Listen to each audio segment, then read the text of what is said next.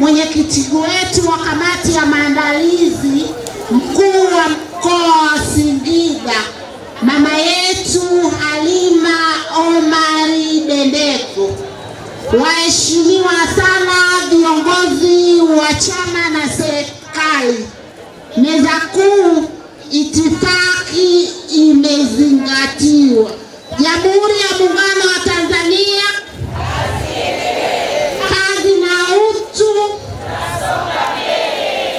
Mheshimiwa mgeni rasmi, kwanza kabisa nianze kwa kumshukuru Mungu kwa kutuwezesha leo kufika kilele cha maadhimisho ya siku ya wanawake duniani mkoa wa Singida. Lakini jambo la pili, nichukue nafasi hii kukukaribisha sana wewe pamoja na msafara wako katika mkoa wetu wa Singida. Singida ni njema, Singida amani, Singida ni wakarimu. Karibu sana mheshimiwa.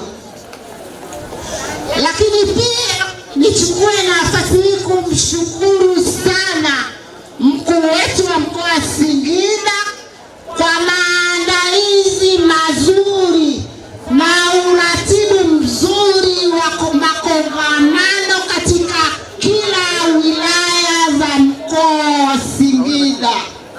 Tumeshiba madini ya kutosha. Tuna imani na wewe, tunakupenda na naweza kukuita wewe ni simba jike kwa mkoa wetu wa Singida. Wanawake tuongeze makofi kwa mkuu wa mkoa. Nimepewa nafasi ya kutoa salamu kwa ajili ya mashirika yasiyo ya kiserikali mkoa wa Singida.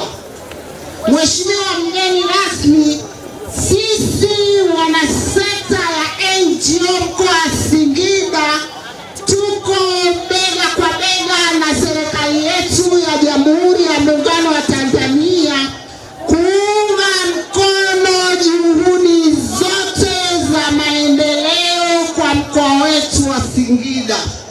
Na sisi tunaunga mkono kauli mbiu ya siku ya wanawake ya haki na usawa kwa msingi jumuishi kufikia dira 2050. Tunasema hivi, amani yetu ndiyo maendeleo yetu.